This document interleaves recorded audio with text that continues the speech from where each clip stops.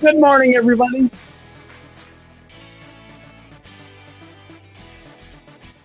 Keith Engle here for Jack and Keith's Weekend Playbook. How's everybody doing today? Jack's running a little bit late, but he'll be with us here in just a few minutes. We welcome everybody watching on the McGrath Podcast Network on Facebook, YouTube, Twitter, wherever you might be joining us either live or join us later on or watch us later on any of the tremendous groups that you see that have helped grow this show as much as it has. And guys, we're at close to 100,000 views in the past 28 days, and I am so excited about that on all the shows on the platform. So thank you for that. Jack will be with us, as I said, in just a few minutes. We're going to get into some NBA playoff talk. We'll talk a little bit of NFL with the draft coming up. I want to talk about Jeremiah Love kind of maybe falling in this draft. We'll see. Obviously, I think I said the NBA. Major League Baseball, we got a little bit of news. Yankees spiraling, but not nearly as bad as the Mets. Mike Trout, healthy for the first time in a little while, at least relatively healthy, and sets a record in Yankee Stadium with 5 home runs over this series, and four of them in consecutive games, which is the first time a visiting player has ever done that in Yankee Stadium, new or old. And Parker, what's this guy's name? Parker, come on. I'm not going to be able to say his name, am I? Messick. Parker Messick from the team formerly known as the Indians. Close to a no-hitter last night. And God bless the Indians and Stephen Vogt for letting him take a shot at this no-hitter in the 9th inning last night. We don't get a chance to see that very often, and I'm glad that somebody actually has some faith that a pitcher can complete what they start in the Major League setting. By the way, the team formerly known as the Indians has not had a no-hitter since 1981. Len Barker, 1981. That's shocking. By my math, that's 46 years. Good God. So anyway, kudos to both Mike Trout and Parker Messick. And we'll talk with Jack a little bit about that as well. We'll get more into baseball, obviously, at 3 o'clock with the MLB update. But we'll also get into a little bit of today. Good morning, Danny. How are you? Your Dodgers are playing some great basketball. You know, and that's another topic, too. And we'll get into it with Jack when he gets here as well. But since we need to fill some time that he does, we might talk about the NBA, WNBA a little bit, too. Danny, you're right. I don't understand. I get it. You know, and Danny's talking about the rules. And I believe the ruling that came down yesterday that Luka and Kate Cunningham will be eligible for postseason awards, despite the 65-game limit to be considered for those awards. I mean, there is a clause in there that says catastrophic circumstances. To me, if you're injured, I mean, maybe you should be considered. This was put into, I guess, for a couple of reasons, right? It was put in there to try to offset the load management issues in the in the NBA, sorry, and also a little bit for tanking. But why put rules in if you're not going to enforce them? And personally, I don't know that this should be a rule. I mean, if again, I don't think Luka or Cunningham's the MVP, by the way. I think it's Joker. I think Jokic is the MVP. But let's use Jokic. I mean, if the Nuggets felt the way they could, and I'm torn on this. I'll be quite honest with you. I'm not really disagreeing with Danny, and I don't know where I stand. I haven't got my head around this whole thing yet. I definitely want the NBA to curb load management nonsense. Certainly want them to curb tanking. I have the perfect solution, but nobody listens to me. But if they decide that Jokic playing 50 games is the best thing for me, and he plays 50 and they win, I don't know, 80% of those games, and that's probably not feasible, but I'm just throwing an example out there. Is he not the most valuable player? Because I'll tell you what, right now, I'm used him as an example because if you take Jokic to me off of that team, they're not winning 20 games. Good morning, Rick. How are you? Rick, Jack will be here in a little bit. Had a little errand to run with his grandson, I believe, today. So if you offset load management and something catastrophic happens in your life and you miss the minimum games needed, you will be reinstated. That's basically what happened. Yes. I mean, but what's catastrophic? You said it's catastrophic in your life. I'm talking about injuries only. Again, it's a pretty weak requirement and rule to put in. If you're not going to enforce it, the first time it gets tested, it failed. Right? So again, from that standpoint, I'm like, why have the rule at all?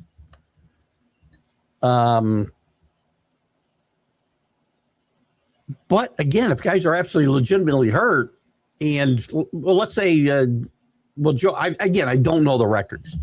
Let's say Cunningham had missed 15 games, right? And they lost all, or he got to play 65. So let's say 16 games he misses. And they lose all 16. Doesn't that prove his worth even more? And again, I'm not saying that's what happened. I think Detroit had a winning record while he was out.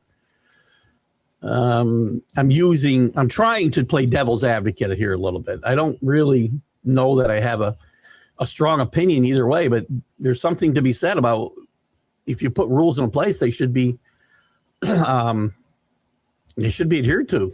First time it's tested, it fails. Good morning. My docking is pay. Yes. Jack either does the entire show or he gets zero money, which is the same as he gets if he does the entire show. Hello, Michael Gott from across the pond over in England. How are you, my friend? Did we make you a Yankee fan yet? I don't remember. It's a little rough to watch. Danny, do you have a counter proposal? I mean, do you like this rule as a rule? Do you like this rule and think it should be enforced, or are you upset that they didn't enforce the probably arbitrary number they put on this in the first place? Somebody's calling me. I have no idea who's calling me at frickin' 8 o'clock in the morning. Not Jack. So I guess there's that too, Danny. I mean, are you for the rule, against the rule, or upset that they didn't enforce the rule that they put in place? And again, I've been very honest with you guys. I'm a little wishy-washy, which I try not to be on this whole thing. Good rule, bad rule. We'll talk a little bit too about the. I want to talk about the WNBA. I know Rick had, and maybe we'll do this, and I want to get Jack's opinion on this. So we'll revisit this once he gets here. The WNBA. Hang on one second. You don't like the rule, actually? Yeah, I don't either. I guess I'm with you on that, Danny. I think I can. I think that's where I stand too. I kind of wish I get it. I get what they're trying to accomplish. I don't think this is the way to do it. I think there's other ways to do this. I don't know that load management is causing guys to miss 15 or 17 games a year. And I don't think that rule would stop load management, quite frankly. Tanking is a different story. I've said dozens and dozens of times in every sport. If you want to eliminate tanking, it's very simple. You just change the draft rules so that the first team that's out of the playoffs, misses the playoffs, they get the number one pick.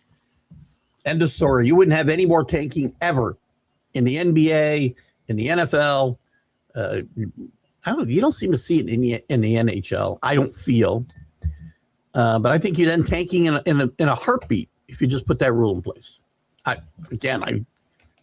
This isn't new for me, and I don't know that I'm not going to sit here and claim that I came up with this brilliant idea. Somebody else espoused this years and years ago. Before I ever started doing this type of show, I've heard this suggestion, and it makes way too much sense, which is probably will never happen. Sure, we want people to play at their optimal all year long. Try to win every game. Because you are out there, as Herm Edwards would, you play to win the game. But too often, especially in the NBA is just ridiculously bad at this. You have no incentive to win once you know you're not going to make the playoffs. You might as well tank. NFL teams have been accused of it. And again, it's not the easiest thing in the world to do because players don't want to lose and look bad. But it's very easy to manipulate lineups and injuries and whatnot.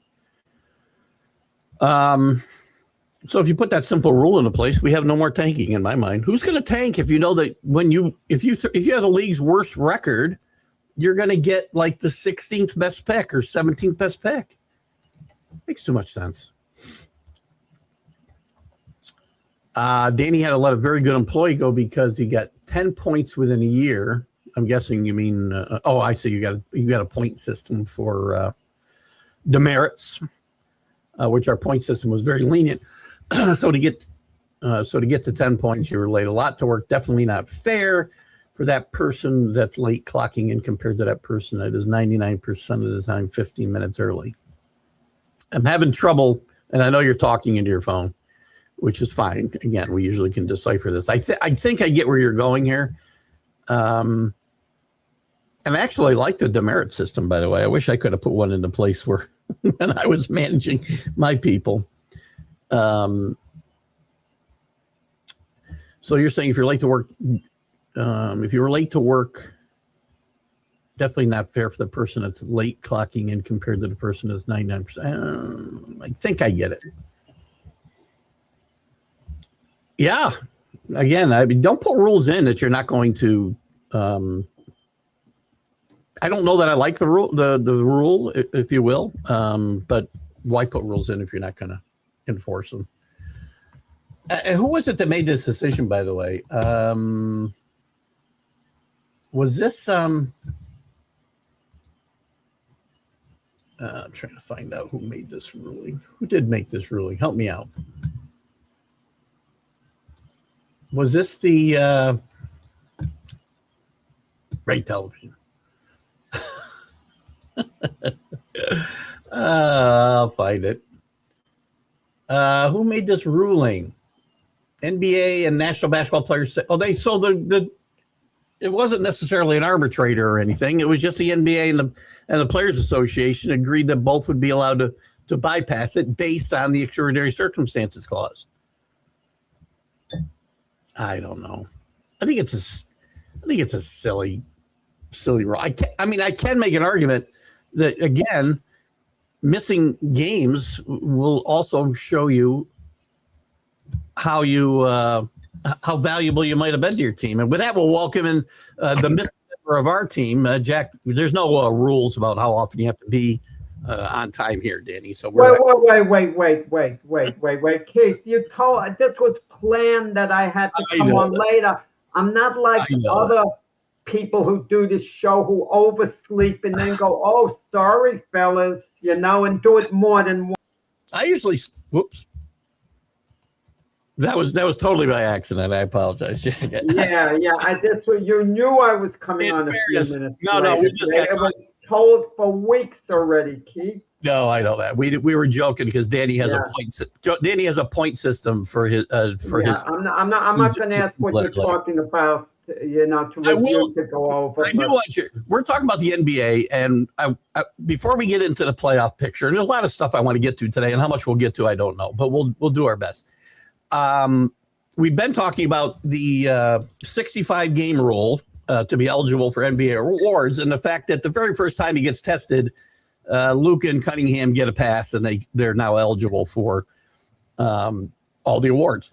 I don't think they're going to win them, by the way. I think Joker's the MVP. But why have rules if you're just going to, the first time he gets tested, you say, it's okay. We get it. We'll let you fall under our extraordinary circumstances rule. Well, the rules are so bent. For example, Mikal Bridges has an Ironman streak going right now, something like about 652 games, about thereabouts, okay, for consecutive games played. So he played 23 seconds in one game. The start of game at the end of the season. You can manipulate that way. Count for the consecutive game streak. It makes a farce out of it. Let's start with the fact that, do we need the rule? I don't think we do. Does it help? It's not going to stop load management issues because you're not missing 17 games due to load management, I don't think. And if it's for tanking, I think there's better ways to go about it. Do we even need this rule at all?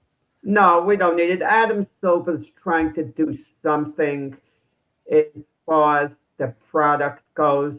But I think the answer to it is something I've pointed out all along. If you want to rest guys, it has to be for home games. It can't be for road games because it's a big deal for people in opposing cities to see star players from opposing teams. I mean, if I want to see LeBron James play, I'm getting tickets for the Lakers. And let's say, for example, I'm from Memphis and they decide they're going to rest LeBron or Luka for that game, for that matter. I'm upset because I paid top dollar for tickets to see these star players. They shouldn't be resting for those games. Now, there's no perfect solution. If they did that in Los Angeles, for example, at least the fans have 41 times during a season to see him play, as opposed to 1 or 2 times elsewhere. I think you picked a bad example with the Lakers in Memphis because LeBron's not even showing up. Well, LeBron in Memphis, yeah, after what he said, yeah. He's not even coming to Memphis, so we know that. So anyway, I think as far as judging part of judging a player, whether he's an MVP, and again, I know, Danny, it does affect all the awards. I've been focusing on the MVP myself because I think missing games can also give you a measure of how valuable a player is to your team.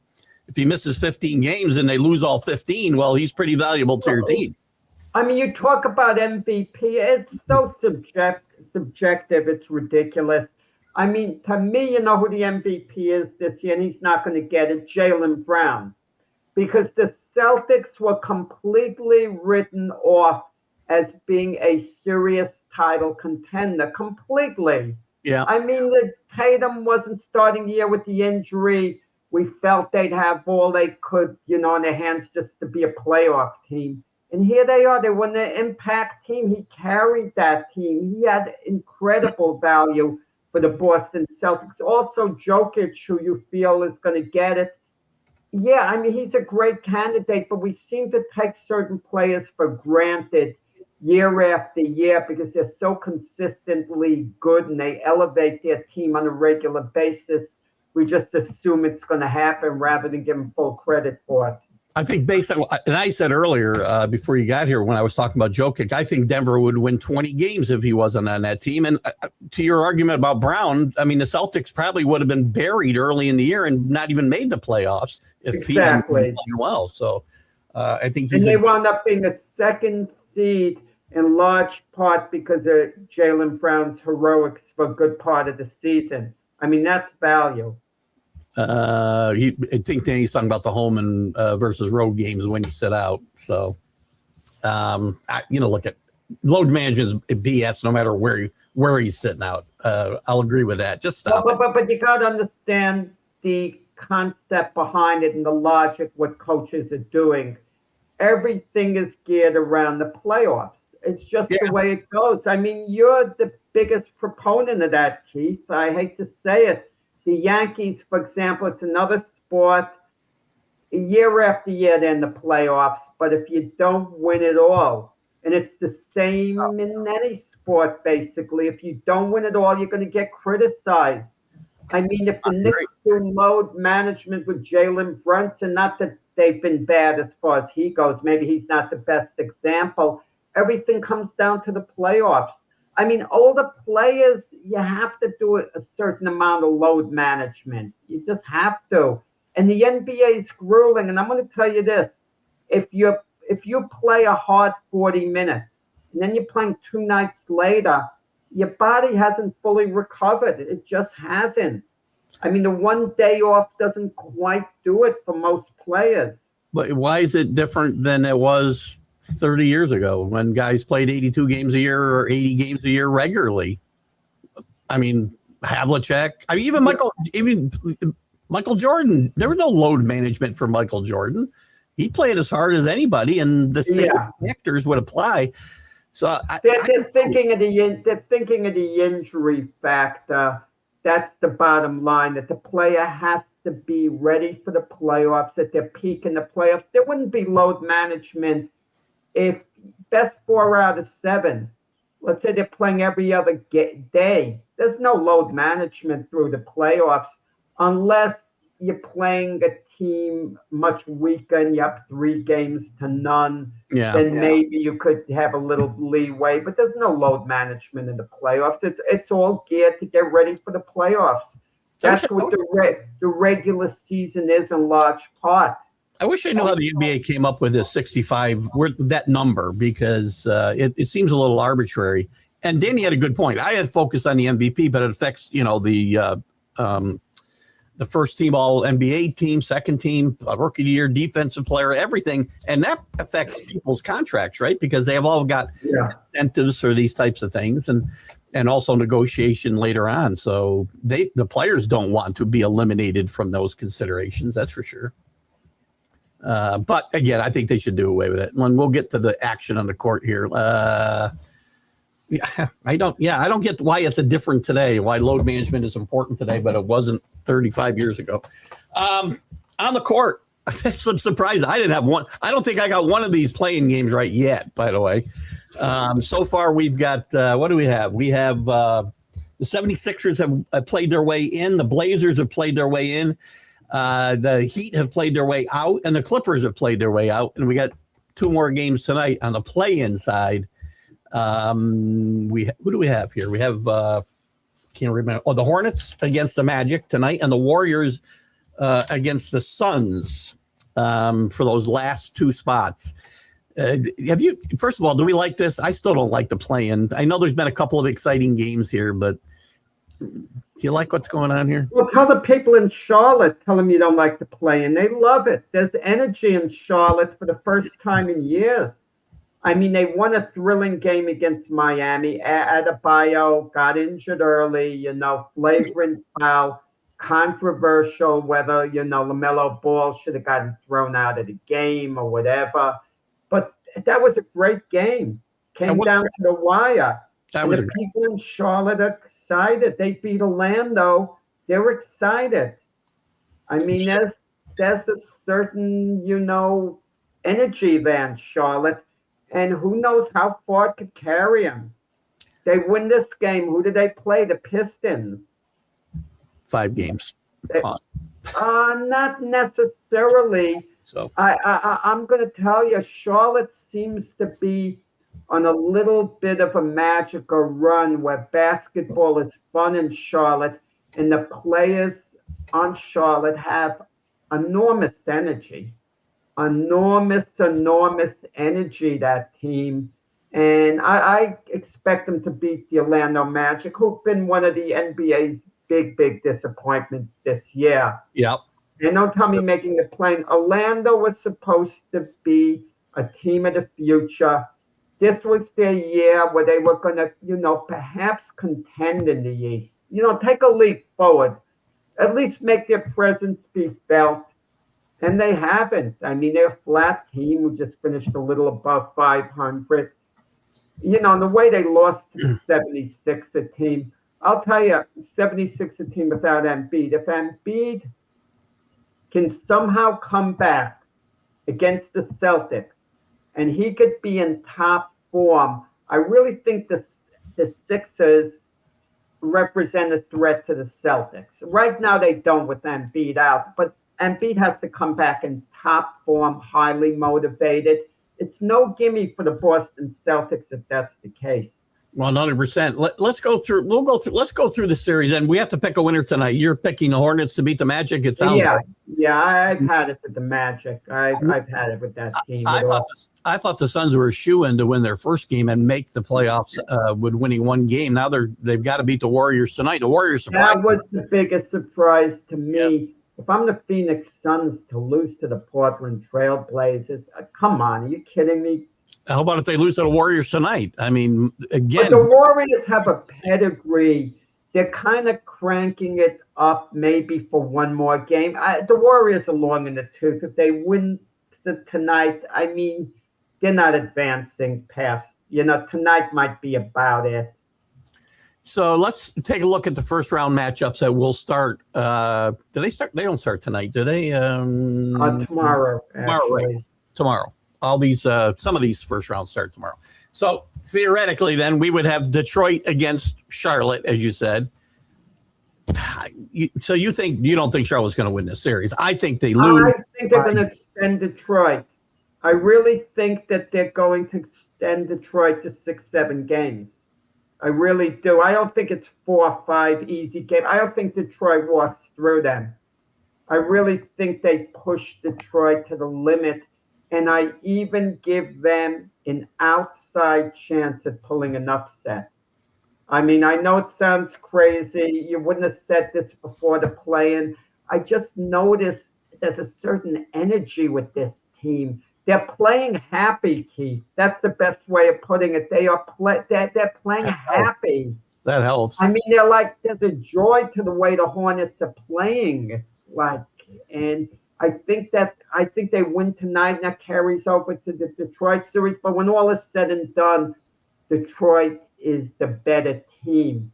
So, your energy level can only carry you so far. Yes, and they would have had this. If they have to play, they're going to play, I think, Sunday, right? And that would be like 3 games in 5 nights or something for the Charlotte. Yeah, a team like Charlotte, they love that. No difference the way they're going now. Also, Detroit 3-0 against them during the course of the regular season. And also, this is a new situation now. Situation. Also, some animosity between these two teams that adds a little more intrigue. As they had Ball, Ball is going to step it up in this series. Brandon Miller, and those guys, they're gonna step it up. I think. I don't think they have to win tonight. If they lose tonight, I'm surprised it all becomes irrelevant. But I think Charlotte takes care of business. And so, talk about Ball. Should Ball be punished any further? I don't think. No, Eric Spoelstra thought the punishment was appropriate.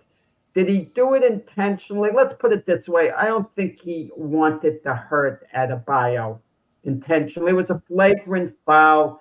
It was a bit of a cheap shot, but not the type of cheap shot where you wanted to hurt him. I think if Ball had a chance to do it over again, knowing he would have hurt Adebayo, even if it would have won him the game, I think he would have backed off. That's not how, I think he wanted to win, but it was unfortunate. Spoelstra was right to be upset about, the whole foul.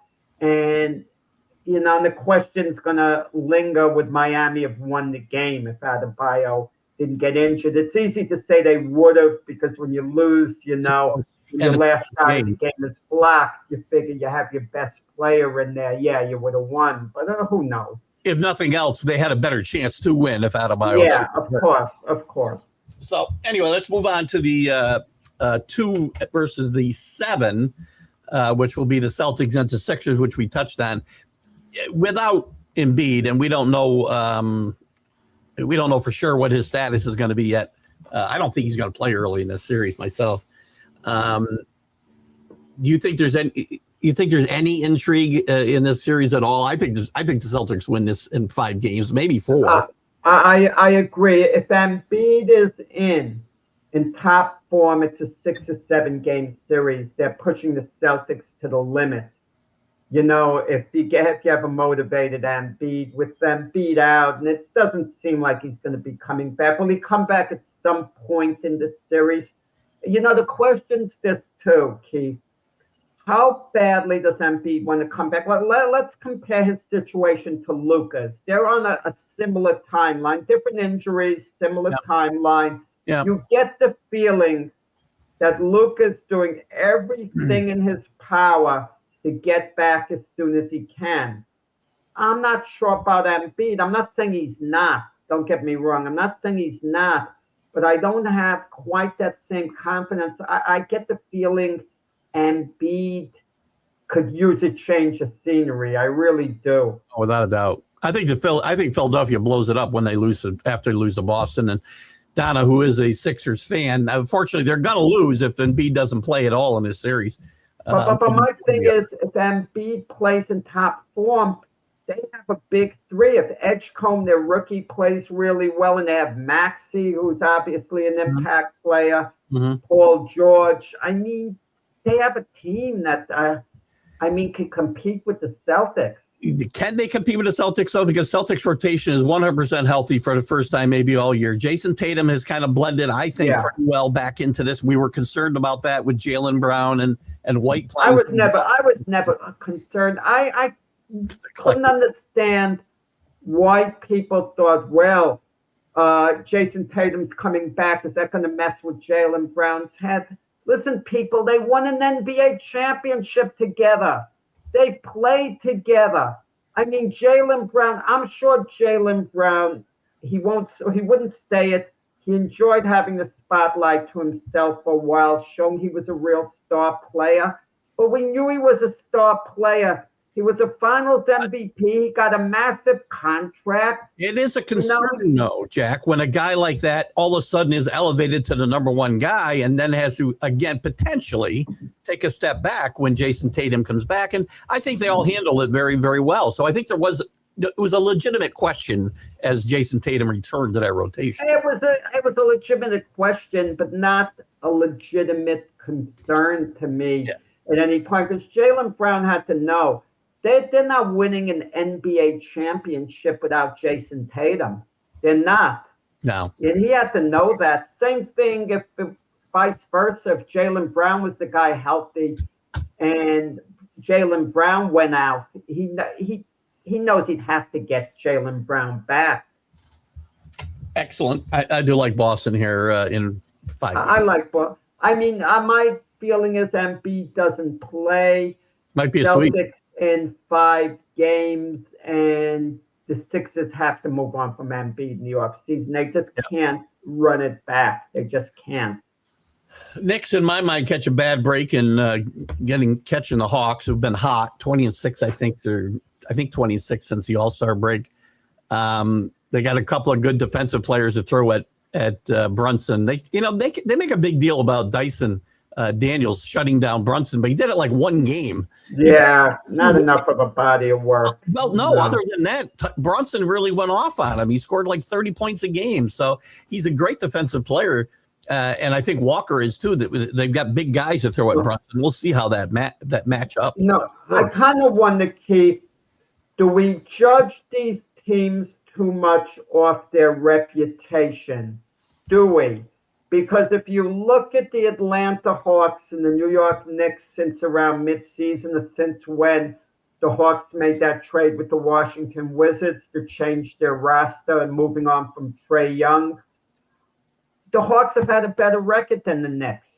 It's if you forget the reputation and don't even know who's behind which door as far as the name goes, you could say the Hawks are a better team. But with that said, we were talking about load management. That wasn't the thing with the Knicks. I think the Knicks are primed for these playoffs. I really do. And I think we can forget what happened before with the Hawks and so on. And the Knicks are playing well at the end of the season. I think the Knicks surprised us in this sense. They beat the Hawks, and I don't think they're going to get extended in the series. I think you're talking 5 games or so. And keep this in mind. The Knicks are playing for much more than the Hawks. The Hawks can go out in 5 games, and you can't say their season's a failure. They changed the roster. They have a lot to look forward to next year. This is desperation time for the Knicks. But if it takes them 7 games to beat the Hawks, they're going to be a worn-out team going into the next round because it's just going to get harder. But I look for the Knicks to win this series comfortably. I think it might go 6 or 7 games, but the Knicks do win this. And maybe it'd be shorter, but I think it might go 6 or 7 games. I like Knicks in 5. Since we have this up, I know Danny's anti-Nick because of what they did to Tom Thibodeau, and I'm not happy about that either. But does Tom Thibodeau coach next year? He'd be a hot candidate. The question is, what are going to be the job openings? Which teams truly disappointed?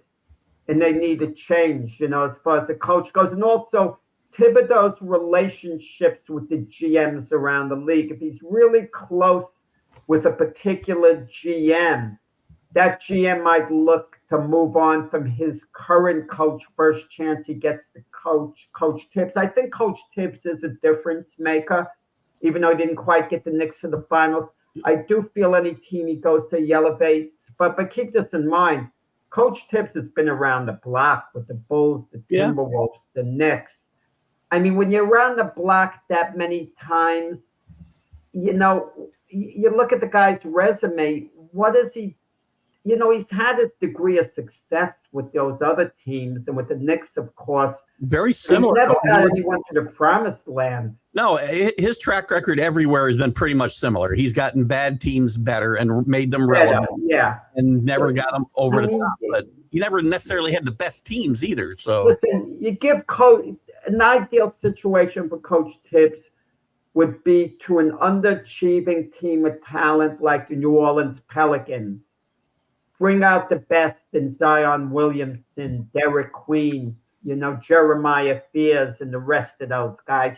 He can elevate a team like that and making them from way under 500 to a play-in type team. There's been a little chatter the last couple of weeks, and I don't know whether I put a lot of credence into it about him returning to Chicago if they were to part ways with Billy Donovan. But I don't see them. They don't want to. Jerry Reisendorf said any new GM he hires has to buy into Billy Donovan. That's because he owes him a bunch of money. Loves Billy Donovan. When the owner loves the coach, he owes him a bunch of money too. The coach has more power than the GM.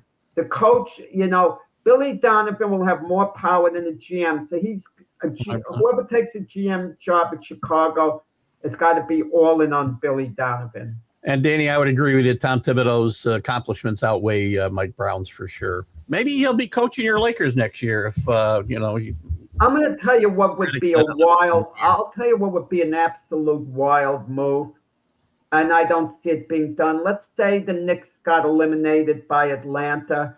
James Dolan goes back to Tibbs and he apologizes, saying, I'm not going to mess with you. I made a mistake. You're my guy. And to pay Mike Brown. But the one thing I don't understand with these owners, and this is how I'd be if I were an owner, even if I had all that wealth, I'm not paying a guy for 3 years not to coach. You're working during that time. I made an obligation. I signed you for, let's say, a 4-year deal. You're coaching for me for 4 years. That's just the way it's going to be. And if you're that terrible, I'm going to decide there's a way I'm not paying you if you're insubordinate. But I hired you for all that time. And if I do have to fire you, if I hired you on the GM's advice, the GM is out the door. That's fair. That's fair. Listen, Tibbs isn't ever going back to New York because he's not going to let bygones be. Yeah, that was just a thought. Yeah. What about, listen, you know what Tibbs would be maybe good? Maybe even with the Nets. A team that has all these young players isn't going anywhere. Well, you know what? That'd be a way to stick it to the Knicks if you're Tom Thibodeau, if you think you can find a way to get that franchise turned around. I'm going to tell you, I hate to say this. I'm a Nets fan who doesn't even follow the Nets. I've always been a Nets fan from the ABA days, but I don't even identify them as being my team. I don't even pay attention to what they're doing. It's like the movie, remember Major League, where the woman said to what's his name, the catcher, Cleveland, oh, I didn't know they still have a team. I could say, oh, I didn't know New York has a second NBA team. That's the Nets. I think that's fair. And it's not going to get better for a while, Keith, unless they caught lightning in the bottle. Somehow out of the draft, you get a guy who's a true impact player. But that's hit and miss. That's luck if that happens. That's fair. Let's move on. We got one more game in the East, or one more series in the East. Cleveland will play Toronto, which, when you look at 4 and 5, you'd think would be the closest matchup. I think Cleveland and again, I'm not the biggest Cleveland fan, as you know, but I think they outclassed the 4 games, 4 straight. 4 or 5.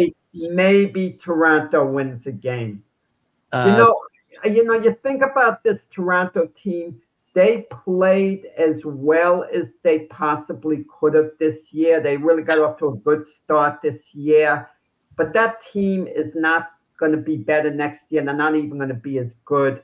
They have one big bargaining chip who I love, who if I'm the Knicks get eliminated early. And the Knicks have already done business with Toronto, getting on Anunoby, and also, trading quickly and Barrett to Toronto. I would want Scotty Barnes. I really would. I Nice think player. Scotty Barnes could have a major impact elsewhere. Or with Toronto, all he is a very good player with Toronto, but I really think he could help a team, go to the next level. And he's a prime trade candidate as far as I'm concerned, who I keep my eye on. He's a player that's much better on a really good team because Exactly. he's a role player. He's not You got to give up a good player. You got to give up value to get him. So teams looking for change in scenery, or something. I mean, who knows? Maybe Toronto would be intrigued with Joel Embiid with the Sixers, and they'll test him, and if he's healthy, they'll take a chance, and you could work out a blockbuster deal or something. I don't know. Maybe. We got to make a pick out of the East, and I'm going to go with my heart instead of my head, and I'll pick the Knicks to come out of the East. I don't know why, but Boston's, I think, has the best chance. Charlotte, you think, is a sleeper, but what is your pick? I think Charlotte's asleep in the Detroit series, not to go to the finals. Oh, okay. All right. Because Detroit isn't as good as they were early in the year, and you don't know Kate Cunningham with the collapsed lung. Is he going to ever get back to 100% full strength? And somehow that team chemistry, wasn't quite what it was early in the year. And I could just see, Detroit maybe getting bumped off before they played the Knicks. I don't know, but I'd like the Knicks actually to get to the finals this year. Yeah, I actually like that. Yeah. Danny's going to hate on the Knicks because now he's jumping on the net bandwagon too. Besides, that's how bad he hates it. That's how much he hates the Knicks. Out west, the first round, the surprising Trailblazers will play the number one seed in Thunder. This is a 4-game series. This is it's not only going to be a 4-game series. It'd be it's going to be an ugly 4-game series. The question's this, Keith. The question is, number one, can the Trailblazers actually win a game? Can they win a game in the series? No. Anyone can win a game. I don't think so. 3 of the 4 games I'll predict will be double-digit victories for the Thunder. I think that's right. Maybe one game will be single-digit victories. I think the Thunder starters get plenty of rest during this series. I think they're overtaxed, right? I mean, we've discussed this with players getting motivated and being up for every game. If I'm the Thunder, I don't get myself overly motivated. You beat the Trailblazers really on talent. They're just so much better. Dave thinks they'll do some load management. And they should. No. Minutes-wise. Playoffs a different animal. I'm a big supporter of load management in the playoffs. A major supporter. Minutes-wise, though, we're not talking taking games off, right? Minutes. Well, I'm going to tell you, if they're up 3-0, you don't play. They want that guys to take a day off and play the backups. I'm all for it in the playoffs. Are you kidding me? I'm all for it. You got to rest your guys. I mean, if you got a big lead in a game, get your guys out, your starters, your impact players, get SGA, Chet Holmgren out of there early. Williams, get them out of there early. Let them sit and rest up for the bigger picture. Fair enough. Can you imagine, Keith, this would make a mockery of load management and be the biggest laugh at all. They didn't play them all. Okay, see if they wanted to stick it to the NBA. Use load management in game 1. Can you imagine you're playing the backups in game 1 against Portland and you're keeping your starters on the bench? Say, guys, in case we need you, we're bringing in the second half. Then we'd have to put in minimum games for the playoffs to win the MVP in a series. Moving on to the number 2 seed, the Spurs. The West is loaded at the top against. I think Phoenix. Did you say Phoenix would win tonight as well, or did you take the Warriors? I don't remember. I don't know, Keith. It's a toss-up. Doesn't matter. I get the feel. Yeah. I think the Spurs Phoenix take Portland lightly. Did they take them lightly? I don't know. Porzingis is playing for the Warriors now. For, you know, But 20 points the other night. yeah. Steph Curry's in form. He's in form. And Draymond is Draymond, and the rest of the cast. All right. I'm gonna. But I can't believe Phoenix still lost to Portland. I'm gonna go with Phoenix, but it's a shaky one. I'll go with Phoenix to advance. Does either one have even a puncher's chance against the Spurs in the first round? No, unless Wemby goes out. That's no. I think this is a 4-game series. If the Warriors get in, maybe Steph goes off one game and they pull a game out. But I think that who has a better chance against the Spurs?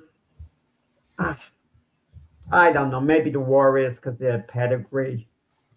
And kind of a grudge match, I guess, for you and I, because I love the Nuggets. You like the Timberwolves a bit out west. They're going to match up the 3 and 6 seeds. Nuggets are on a 12-game winning streak. Jokic is playing some of his best basketball of his career, which is saying a lot because he's had a great career. I don't see any way Minnesota stays in this series. I think this is a 5-game series for the Nuggets, and they win this fairly easily. This is where we have a sharp disagreement.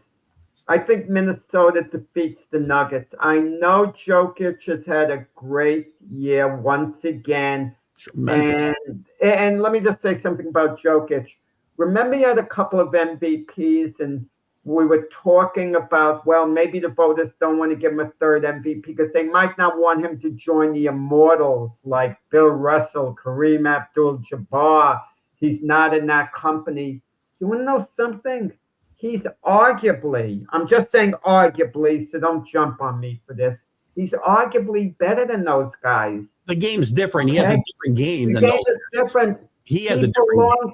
He belongs with the all-time greats. I don't disagree. If I'm going to compare centers and say, well, who would you rather have, Elijah Jokic? Look, I'm not saying who, but if someone said Jokic, fine. If we had a choice spot team, Keith, Kareem Abdul-Jabbar, Jokic, and someone gave us Jokic, we'd say, okay, thank you, good luck to you. Same thing with any center, even with Shaq. I'm not going to. I could argue that Jokic is better than Shaq, but Jokic makes his foul shots. I'm willing to say he's better than Shaq. I'm really not probably willing to say he's better than Jabbar or Russell or Chamberlain. No, I'm just saying arguably. You could make the argument. He's in the conversation. Yes. He's in the conversation. Without a doubt. Anybody who dismisses him doesn't realize how good a player he is. He's don't dismiss him. But with that said, he's taking the load of carrying the Denver team on his back. I know they have other players, Murray, Gordon, etc. But Jokic just looks like he could use more rest and he can't get it. Otherwise, the team really isn't going anywhere without him. I just love the Timberwolves' upside. They've got to grow up at some point, Keith. They've got to grow up. Anthony Edwards has got to show he's on the short list of best players in the NBA. If they lose to Denver, I'm dismissive of Anthony Edwards. I've had enough. Rudy Gobert, he's got to finally, be consistent, really consistent. He's a great rim protector, great rebounder. Just go out there and do what you're capable of doing. And so Julius Randle, we know how good he is. Man, playoffs, he tends to disappear. So that's another. Yeah, DiVincenzo, some other players. I love that kid. They have upside, the Timberwolves. And my prediction is they're going to bring this energy and upset Denver in 7 games. All right, so we got a difference of opinion there. I like the Nuggets in 5. I think they dominate this series, and I think the Nuggets shock the world and go to the finals against the Knicks. So one more series in the West, though. Lakers against the Rockets. The Lakers really undermanned, especially if Luka's out, Reeves is out, Van Fleet's out, Adams might be out. The Rockets are, I think they're healthy, I believe. So let's just say Luka comes back and plays some. I don't know what Reeves' situation is. He may be out for this whole series. the Lakers have a chance against the Rockets?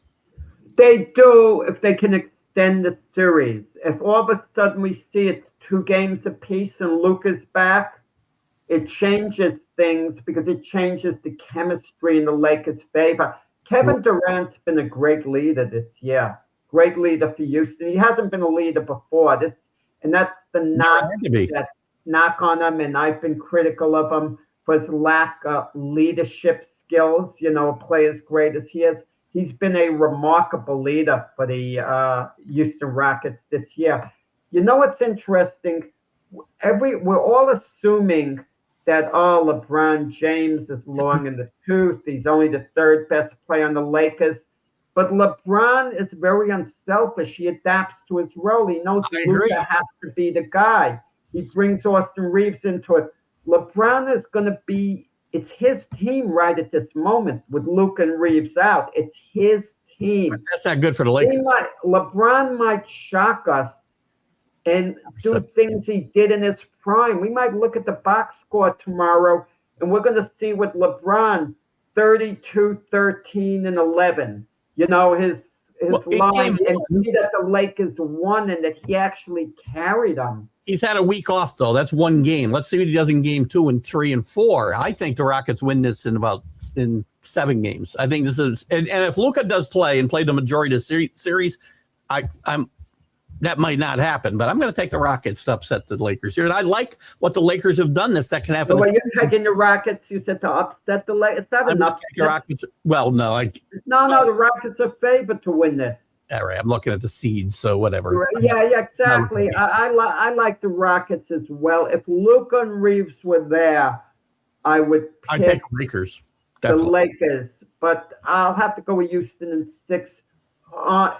Going under the assumption that Luka and Reeves are not going to really be a factor, even though Luka might enter the series and being a factor at some point, but you just can't count on them. And even if Luka comes back, coming off that injury, he's a poor defender as is. Once in a while, he shows up and plays good defense, but he has to be 100% to play good defense, Luka. And he's not going to be. He's not going to be. And Reeves is a much better player than people think, and he's going to be a big factor, not in this game. So Danny's got. Let me tell you, Lakers go out quick. I kind of wonder whether the Lakers have the chips to make a Giannis deal. Reeves would be part of going to Milwaukee. Would that intrigue Milwaukee if they can get Reeves in whatever pieces otherwise they could get from the Lakers? I don't know that the Lakers have the chips. I don't know who has the chips to get Giannis. That's going to be an interesting. Giannis is going to be a Milwaukee Buck next year. And I kind of wonder, who's going to deal for him. So who you got coming out of the West? I've got a very surprise final in the Knicks in Denver. Probably heart. It is heart more than head. What's your? I know you like the Knicks. I'm assuming Wemby stays healthy. I'm going to go with San Antonio. I think they're the one team that can undo OKC and Minnesota too, for that matter. If Wemby is healthy, I mean, I know OKC's the favorite here, that they're primed, but keep this in mind. What SGA said earlier in the year, when a team beats you 3 times in a row, they're just better than you are. And I think head-to-head, if San Antonio is going up against OKC and a healthy Wemby, I think San Antonio takes that series. And Danny's pick could very well be. That very well might happen. I mean, right? Yeah. I mean, if you want a long-range prediction right now, I'd say San Antonio over the Knicks in the finals, and then San Antonio is going to three-peat. Wow. And then I think this is the start of for the Spurs this year of a Golden State Warrior type run, Kansas City Chief type run, that type of thing. They've got the horses, so we'll see how that turns out. But if they don't win it this year, but I don't say this with confidence with San Antonio. It's just a prediction.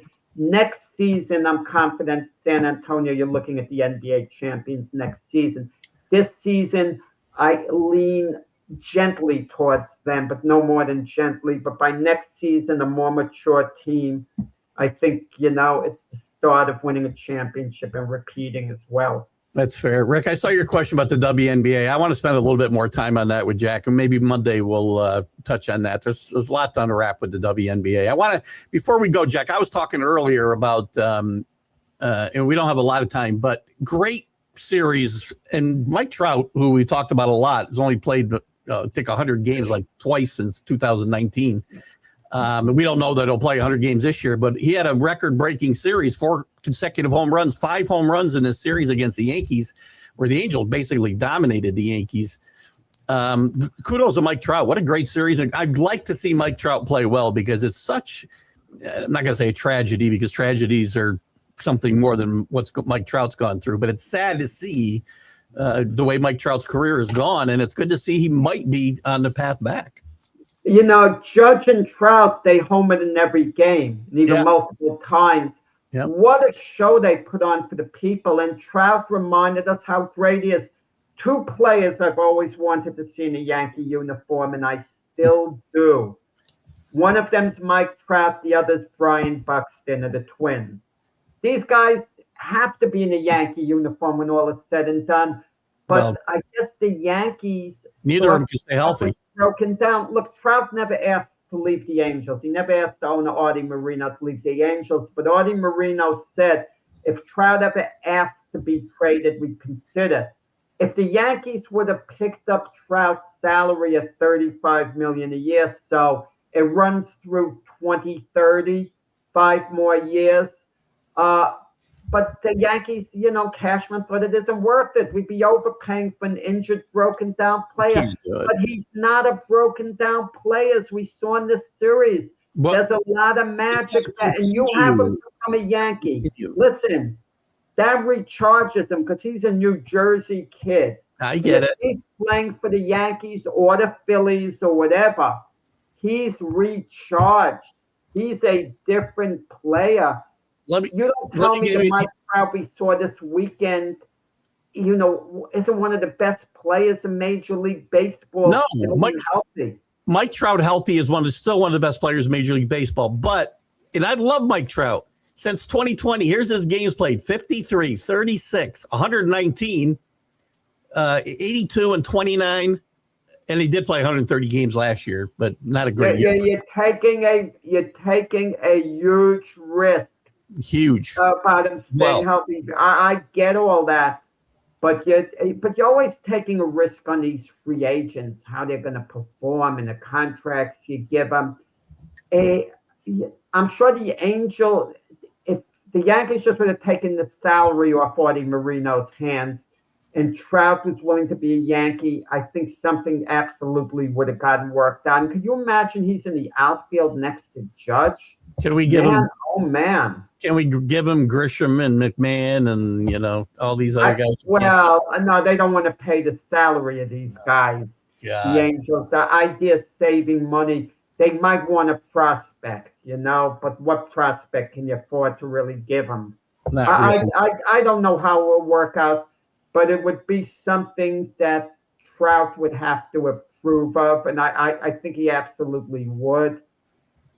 Well, we'll see. And hopefully the Yankees, and we're out of time for today, but hopefully the Yankees and maybe the Mets can get themselves on track here soon. And maybe Monday we'll have some better news on the Yankees. I hope Mendoza keeps his job as manager of the Mets the way things are going, that Steve Cohn's patient. Absolutely. And guys, any of your comments I didn't get to, I apologize. I was trying to stay on track with the NBA. I know we missed a couple about boxing, but it's something we covered, Michael. But we'll talk to Jack about it again maybe on Monday. So I apologize. Great job today, guys.